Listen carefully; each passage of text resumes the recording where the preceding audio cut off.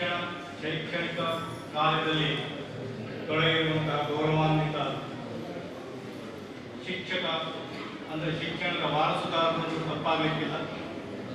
ನಮ್ಮ ಶಿಕ್ಷಣ ಸಂಸ್ಥೆಯ ಕಾರ್ಯ ಮುದ್ದು ಮಕ್ಕಳನ್ನು ನಿರ್ಮಾಣ ಮಾಡುವುದು, ಭವಿಷ್ಯತ್ತಿನ ನಾಗರಿಕರನ್ನು ನಿರ್ಮಾಣ ಮಾಡುವುದು. ಅಂತಹ ಕೈಂಕರ್ಯದಲ್ಲಿ ತೊಡಗಿರುವಂತಹ ಎಲ್ಲ ನನ್ನ ಸಹೋದ್ಯೋಗಿ ಬಂಧು ಭಗಿನಿಯರು ಈ ವೇದಿಕೆಯ ಮುಂಭಾಗದಲ್ಲಿ ಆಸೀನರಾಗಿದ್ದಾರೆ. ಅವರೆಲ್ಲರನ್ನ ನಾನು ಈ ಸಂದರ್ಭದಲ್ಲಿ ಸ್ಮರಿಸಿ ಒಂದೆರಡು ಮಾತನಾಡಲಿಕ್ಕೆ ಬಯಸ್ತೇನೆ. ಪುಟಾಣಿಗಳು, ಒಂದು ಸಲ ಲಕ್ಷ್ಯ. ನಮ್ಮ ಸ್ಪರ್ಧೆ ಈಗ ಕೆಲವೇ ಕ್ಷಣದಲ್ಲಿ ನಡೆಯಲಿಕ್ಕಿದೆ. ಸ್ಪರ್ಧೆಯಲ್ಲಿ ಯಾರ್ಯಾರು ಭಾಗವಹಿಸಲಿಕ್ಕೆ ಬಂದಿದ್ದಾರೆ ಒಂದ್ಸಲ ಕೈ ಎತ್ತಿ ನೋಡೋಣ. ಸ್ಪರ್ಧೆಯಲ್ಲಿ ಭಾಗವಹಿಸಲಿಕ್ಕೆ ಬಂದಂತವರು ಕೈ ಎತ್ತಿ. Very good. ಓಕೆ. ಚೆನ್ನಾಗಿ ಸಿದ್ಧತೆ ಮಾಡ್ಕೊಂಡು ಬಂದಂತವರು ಕೈ ಎತ್ತಿ.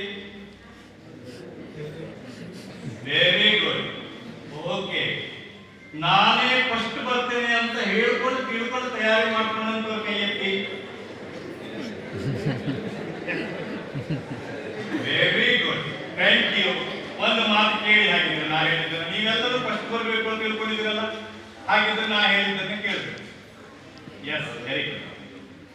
ಯಾಕೆ ಅಂತಂದ್ರೆ ಪ್ರತಿಯೊಂದು ಪ್ರತಿಭೆಗೆ ಬೇಕಾಗುವಂತಹ ನಮ್ಮ ಪೋಷಣೆಯನ್ನು ಮಾಡುವರು ನಮ್ಮ ಶಿಕ್ಷಕರು ಮತ್ತು ಪಾಲಕರು. ನಿಮಗೆ ತಯಾರಿ ಕೊಟ್ಟವರು ಶಿಕ್ಷಕರು, ಪಾಲಕರು, ಹೌದಲ್ವ? ಶಿಕ್ಷಕರು ಹೆಚ್ಚಿಗೆ ತಯಾರಿ ಕೊಟ್ಟಿದ್ದಾರೆ ಹೇಳುವಂತವ್ರು ಕೈ ಎತ್ತಿ ನೋಡೋಣ.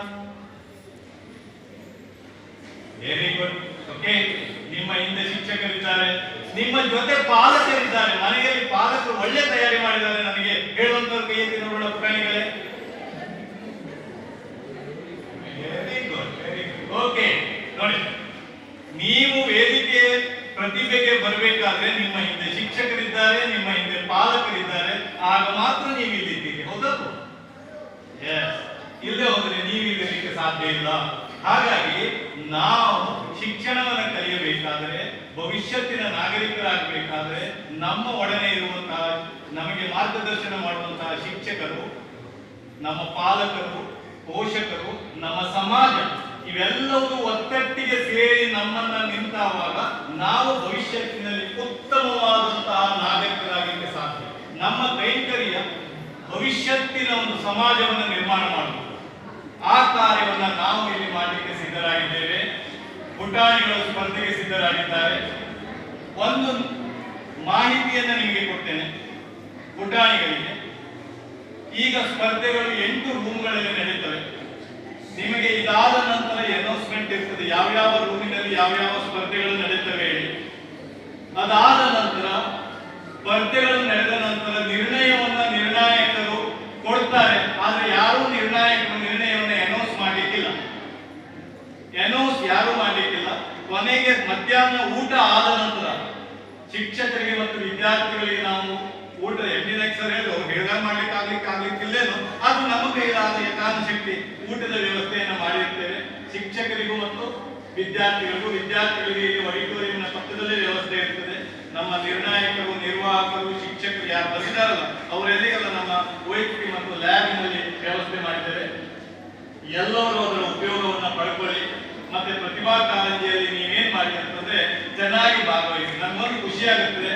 ನಮ್ಮ ಪ್ರಾಥಮಿಕ ಶಾಲಾ ಶಿಕ್ಷಕರ ಸಂಘದ ಅಧ್ಯಕ್ಷರು ಶ್ರೀಯುತ MT ನಾಯ್ಕ ಸರ್ ಅವರು ಫೋನ್ ಮಾಡಿ ಹೇಳಿದವಾಗ ನಾನು ಒಂದೇ ಕ್ಷಣ ಮತ್ತೆ ಚಿಂತನೆ ಮಾಡಲಿಲ್ಲ. ಆಯ್ತು ಸರ್, ಏನ್ ಮಾಡ್ಬೇಕು ಹೇಳಿ ಮಾಡುವ, ಒಂದೇ ಶಬ್ದ ಹೇಳಿ. ಕೊನೆಗೆ PR ನಾಯ್ಕ ಸರ್ ಬಂದ್ರು, ಮಾಡುವ ಅಂದ್ರು. ನಮ್ಮಿಂದ ಏನ್ ಕೊಡ್ಲಿಕ್ಕೆ ಸಾಧ್ಯ ಅದನ್ನ ಕೊಡುವ. ಹಾಗಾಗಿ ಈಗ ಮಕ್ಕಳಲ್ಲಿ ಯಾರು ಚೆನ್ನಾಗಿ ಪಾರ್ಟಿಸಿಪೇಟ್ ಮಾಡಿ ಫಸ್ಟ್ ಸೆಕೆಂಡ್ ಥರ್ಡ್ ಬರ್ತಾರಲ್ಲ ಅವರಿಗೆ ಬಹುಮಾನ ಇದೆ. ಏನಿದೆ? ಮಾತಾಡೋರಿಗೆ ಇಲ್ಲ. ನಾವೀಗ ನೋಟಿಸ್ ಮಾಡಿದ್ದೇವೆ, ಅಲ್ಲಿ ಟೀಚರ್ಸ್ ಇದ್ದವರೆಲ್ಲ ಪಾಯಿಂಟ್ ಮಾಡಿಕೊಂಡಿದ್ದಾರೆ. ಯಾರ್ಯಾರು ಮಾತಾಡಿದರೆ ಅವರಿಗೆ ಪ್ರೈಸ್ ಕೊಡುವುದಿಲ್ಲ ಫಸ್ಟ್ ಬಂದು. ಯಾಕೆಂದ್ರೆ ಜೀವನದಲ್ಲಿ ಕಲಿಯಬೇಕಾಗಿದ್ದು ಮೊದಲು ಶಿಸ್ತಿನ ಪಾಠ, ಆಮೇಲೆ ನೀತಿಯ ಪಾಠ, ಆಮೇಲೆ ಮೂರನೆಯದಾಗಿ ಬರುವುದು ಶಿಕ್ಷಣ. ಹಾಗಾಗಿ ಮಾತಾಡೋರಿಗೆ ಪ್ರೈಸ್ ಇರುವುದಿಲ್ಲ. ಸರಿ, ಹೌದಲ್ಲ? ಹಾಗಾಗಿ ನಾವು ಪ್ರಶಸ್ತಿಗಾಗಿ ಪ್ರೈಜಿಗಾಗಿ ಹೋರಾಟ ಮಾಡಬೇಕು. ಆದರೆ ಇನ್ನೊಬ್ಬರನ್ನ ತುಳಿದು ಅಥವಾ ಕಷ್ಟಪಟ್ಟು ಮಾನಸಿಕ ಹಿಂಸೆ ಕೊಟ್ಟು ಅಲ್ಲ, ಸ್ವಪ್ರತಿಭೆಯಿಂದ ನಾವು ಏನಾಗಿರ್ಬೇಕು, ಮೇಲಕ್ಕೆ ಬರಬೇಕು. ಹಾಗಾಗಿ ನಿರ್ಣಾಯಕರು ಕೊಟ್ಟ ನಿರ್ಣಯವನ್ನು ನೀವೆಲ್ಲರೂ ಅಂಗೀಕರಿಸಬೇಕು. ಅಷ್ಟೇ ಅಲ್ಲ, ಆ ಅಂಗೀಕಾರ ಮಾಡಿ ಅದನ್ನು ಒಪ್ಪಿಕೊಳ್ಬೇಕು. ಯಾರಿಗೆ ಪ್ರೈಸ್ ಬರಲಿಲ್ಲ ಬೇಸರ ಮಾಡಬೇಡಿ, ಎಲ್ಲರೂ ಕೈ ಎತ್ತಿದ್ದೀರಿ. ಮುಂದಿನ ಸಲ ಮತ್ತೆ ಅವಕಾಶ ಇದೆ ಅಂತ ಹೇಳ್ಕೊಳ್ಳಿ. ಮುಂದಿನ ಸಲ ಏನಿದೆ ತಿಳ್ಕೊಳ್ಬೇಕು, ಅವಕಾಶ ಇದೆ ಅಂತ ತಿಳ್ಕೊಳ್ಳಿ. ಮುಂದಿನ ಸಲ ನಾನು ಗ್ಯಾರಂಟಿ ಬರ್ತೀನಿ, ಈ ವರ್ಷ ಫಸ್ಟ್ ಬಂದನ ಹೇಗೆ ಮಾಡಿದಾನೆ ನೋಡ್ಕೊಳ್ಳಿ. ಅವನಿಗಿಂತ ಚೆನ್ನಾಗಿ ನೆಕ್ಸ್ಟ್ ಇಯರ್ ನೀವು ಮಾಡಲಿಕ್ಕೆ ಮಾಡಿ ಪ್ರಯತ್ನ ಮಾಡಿ, ಅದರ ಮುಖಾಂತರವಾಗಿ ನಿಮ್ಮ ಭವಿಷ್ಯವನ್ನು ನೀವು ರೂಪಿಸಿಕೊಳ್ಳಿ ಅಂತ. ಅನಂತರ PR ನಾಯ್ಕ ಸರ್ ಅವರ ಬಗ್ಗೆ ಈಗಾಗಲೇ ಮಾತಾಡಿದ್ದಾರೆ, ನಾನು ಮಾತಾಡೋದು ತಪ್ಪಾಗಬಹುದು. ಅದು ಸಹ ರಾಜ್ಯ ಪ್ರಶಸ್ತಿಗೆ ಗೌರವ ಬಂದಿದೆ ಅನ್ನೋ ಅರ್ಥ ಅದು PR ನಾಯಕರಿಗೆ ಪುರಸ್ಕೃತ ಆಗಿದ್ದರೆ ಅದು ಪ್ರಶಸ್ತಿಯ ಮೌಲ್ಯ ಹೆಚ್ಚಾಗಿದೆ ಎನ್ನುವಂತಹ ಸಂದೇಹವನ್ನು ಅವರಿಗೆ ಗೌರವ ಸಮರ್ಪಣೆಯನ್ನು ಮಾಡ್ತೇನೆ.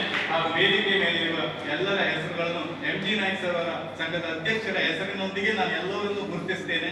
ಹಾಗೂ ನೀವೆಲ್ಲ ಇಲ್ಲಿ ಆಸೀನರಾಗಿ ನಮ್ಮ ಶಾಲೆಗೆ ಬಂದಿದ್ದೀರಿ, ನೀವು ಈ ಒಂದು ಪ್ರತಿಭಾ ಕಾರ್ಯಕ್ರಮದಲ್ಲಿ ಭಾಗವಹಿಸಿದ್ದೀರಿ.